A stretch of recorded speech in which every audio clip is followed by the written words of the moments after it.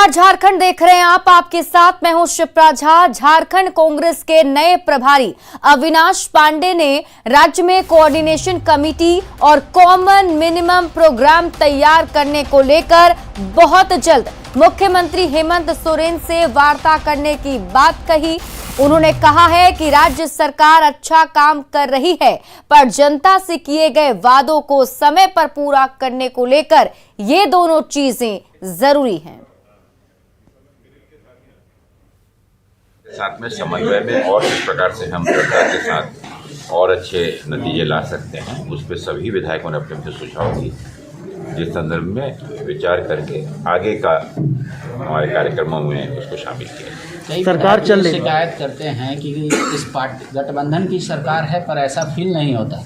कांग्रेस के कई बार ऐसा तो कोई नहीं भी गठबंधन की सरकार है, बहुत अच्छा सरकार काम कर रही है। सभी विधायकों ने सरकार के कामों की तारीफ किया। उनके संबंधित उनके निजी विधानसभा क्षेत्र में भी जो विषय थे उसके बारे में बतलाया। कहीं पे अगर थोड़ी बहुत कहीं कुछ अड़चने हैं, जहां पर सरकार ने आश्वासन दिया था काम नहीं हुए, उन्हें शीघ्र कराने की कोशिश की जाएगी। जहां पर मैनिफेस्टो में जनता से जो हमने वादा किया था, उन वादों को भी हमको पूरा करना है। और कांग्रेस और इसके तहत एक कॉमन मिनिमम प्रोग्राम बहुत जल्दी ही हम बनाने जाएंगे। इसके विषय में माननीय मुख्यमंत्री जी से भी हम चर्चा करेंगे। और हमारे साथ हमारे सहयोगी अविनाश फोन लाइन पर जुड़े हुए। अविनाश, देखिए, ये जो मुलाकात की बात सामने आ रही है, तो सबसे पहला सवाल आपसे मेरा यही कि क्या अभी सरकार में सब कुछ ठीक ठाक तो चल रहा है ना? क्योंकि झारखंड कांग्रेस में ये बड़ा बदलाव हुआ है, नए प्रभारी बने हैं, अब मीटिंग की बात चल रही है। क्या जानकारी, कब ये मुलाकात हो सकती है? देखिए, फिलहाल अगर हम आज के दिन की बात करें और आंकड़ों के लिहाज से देखें तो सरकार को कहीं कोई दिक्कत नहीं हो रही है। और जो बदलाव झारखंड कांग्रेस के अंदर देखने को मिले हैं, उस बदलाव के आप ये कह सकते हैं कि एक बड़ी कांग्रेस के तरफ से या कांग्रेस के कार्यकर्ताओं की जो मांग रही है। और अभी हम लोग 3 दिन पहले ही न्यूज 18 ने भी इस खबर को प्रमुखता के साथ चलाया था कि राज्य में 2 साल बीतने के बाद भी, चाहे वो कॉमन मिनिमम प्रोग्राम की बात करें, कोऑर्डिनेशन कमेटी की बात करें, तो ये दोनों चीजें नहीं हुई है। और अगर देश की किसी भी राज्य में गठबंधन की सरकार बनती है तो सबसे पहले यही 2 चीजें धरातल पर लाई जाती हैं। तो इसकी अब घोषणा हो गई है और जो नए प्रभारी हैं उन्होंने इसे बहुत गंभीरता से लिया है। और जिस तरह से कल भी उन्होंने कुछ संकेत दिए हैं, उससे यह स्पष्ट है कि कांग्रेस का जो रुख है वो आने वाले समय में सरकार के अंदर रहते हुए थोड़े तल्ख दिखेंगे।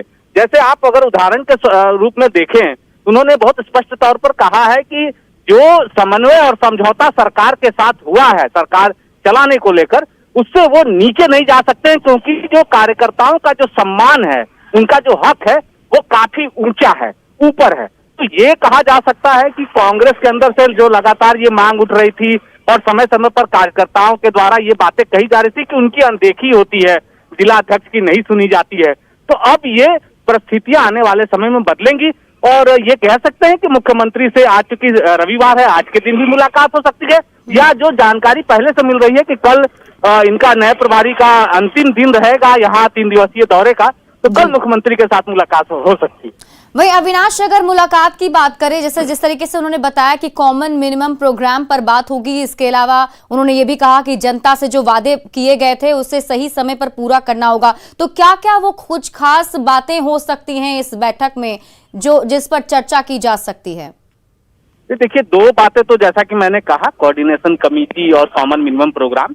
इसके अलावे 2-3 चीजें हैं। आपको याद होगा कि कांग्रेस के तरफ से अभी कुछ महीनों से अगर आप देखें तो ओबीसी आरक्षण का मुद्दा, चाहे वो सदन के अंदर की बात करें या सदन के बाहर की बात करें, कांग्रेस की बैठकों में भी अगर आप देखें तो इस मुद्दे पर कांग्रेस बहुत ज्यादा मुखर है। और हम ये कह सकते हैं कि जो 27% आरक्षण की बात और मांग उठ रही है ओबीसी को लेकर, उस पर जरूर बातचीत होगी। अगर हम जाने वाले समय में जो कृषि ऋण माफी की जो शुरुआत हुई है, जो 50,000 रुपए तक की ऋण माफी की शुरुआत हुई है, इसे और कैसे बढ़ाया जाए, क्योंकि कांग्रेस ने ही कहा था कि 2 लाख रुपए तक की जो है जितने भी किसानों ने ऋण लिए हैं उनकी माफी होगी, उनकी कर्ज माफी की जाएगी।